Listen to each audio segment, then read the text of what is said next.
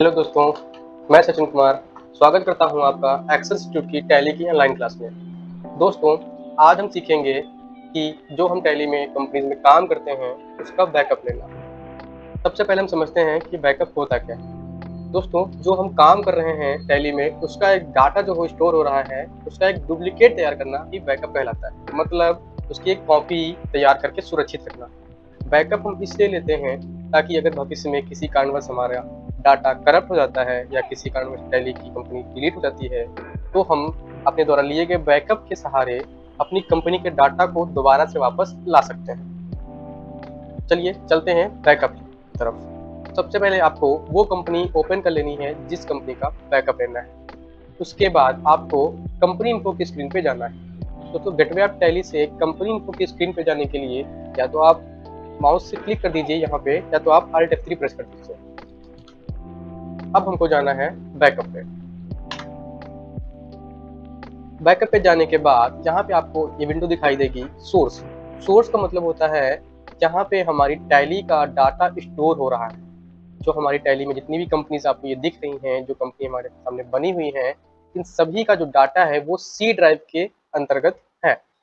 दोस्तों, यहाँ पे आपको ध्यान ये देना है कि जो हम बैकअप लेंगे उसको सी ड्राइव में ना रखें, किसी अन्य ड्राइव में रखेंगे। आप चाहें तो जो बैकअप ले रहे हैं उसकी डुप्लीकेट कॉपी आप किसी पेन ड्राइव या किसी हार्ड डिस्क में अलग से रख सकते हैं। डेस्टिनेशन डेस्टिनेशन का मतलब ये है कि आप जो डुप्लीकेट कॉपी तैयार कर रहे हैं उसको किस ड्राइव में रखना है। तो आपको यहाँ पे जैसे मेरे पास दो ड्राइव बनी है, एक तो सी दूसरा एफ। तो सी में ना रख के हम इसको एफ ड्राइव में रखेंगे। यहाँ पे लिख लेते हैं एफ सेमीकोलन स्लैश। उसके बाद आपको उस फोल्डर का नाम देना है जो कि एफ ड्राइव में है, जैसे कि न्यू फोल्डर। आप अपने हिसाब से कोई भी फोल्डर लिख सकते हैं। इंटर करने के बाद यहाँ पे हमारे सामने उन कंपनीज की लिस्ट आ जाएगी जो कंपनीज हमारी टैली में बनी हुई है। इसमें से हम उस कंपनी का बैकअप लेंगे जिसका बैकअप हमें लेना है या डुप्लीकेट कॉपी तैयार करनी है, जैसे कि एबीसी ट्रेडर्स। आप चाहें तो सारी कंपनी का बैकअप एक साथ ले सकते हैं और चाहें तो दो या दो से अधिक कंपनियों का या एक कंपनी का बैकअप ले सकते हैं, जैसे एक्सेस कंप्यूटर इंस्टीट्यूट। यहाँ पे मैंने दो कंपनीज का बैकअप लिया है। आगे की कंपनी का बैकअप नहीं लेना है, इसलिए हमको इंड ऑफ लिस्ट पे जाना है और इंटर कर देना है। दोस्तों, अब हमने बैकअप ले लिया है।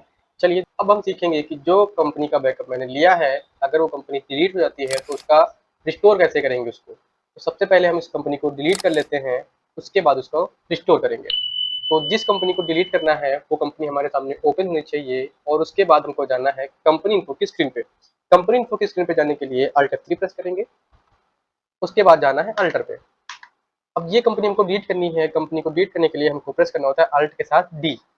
डिलीट करना है, यस। अब अगर हम सिलेक्ट कंपनी में जाएंगे तो आप देख पा रहे होंगे कि जो हमारी एबीसी ट्रेडर की जो कंपनी थी वो हमारी कंपनी डिलीट हो चुकी है। तो उसको हम पुनः से कैसे वापस लाएंगे, इसके जानने के लिए हमको जाना है रिस्टोर पे। रिस्टोर पे जाने के बाद यहाँ पे आप देख पा रहे होंगे जो हमने जब बैकअप लिया था तो जो सोर्स था वो डेस्टिनेशन हो गया है, जो डेस्टिनेशन था वो सोर्स हो गया है। मतलब जो हमने कॉपी तैयार करी थी वो आपने इस जगह पर रखी थी एफ ड्राइव में, तो वहां से हम उस कॉपी को उठा के सी ड्राइव में रखेंगे जहाँ पे टैली का डाटा स्टोर है। अब यहाँ पे हम जब आएंगे तो हमारे सामने केवल वही कंपनी खुल के आएंगी जिनका बैकअप मैंने ले रखा है पहले से। यहाँ पे आपको इस लिस्ट में आपको एबीसी ट्रेडर के नाम की कंपनी दिख रही होगी। आपको सेलेक्ट करना है और उसके बाद अगर दूसरी कंपनी भी रिस्टोर करना है, जो कंपनी डिलीट हो गई है, तो उसको सेलेक्ट करेंगे, अगर अन्यथा एंड ऑफ लिस्ट करेंगे। दोस्तों, अब हम सिलेक्ट कंपनी पे जाके देख सकते हैं कि जो कंपनी एबीसी ट्रेडर की थी जो हमने डिलीट कर दी थी वो फिर से वापस आ गई। दोस्तों, आज हमने सीखा कि एक कंपनी का बैकअप कैसे लेते हैं और कंपनी अगर हमारी डिलीट होती है तो उसको पुनः से वापस कैसे लाते हैं। धन्यवाद।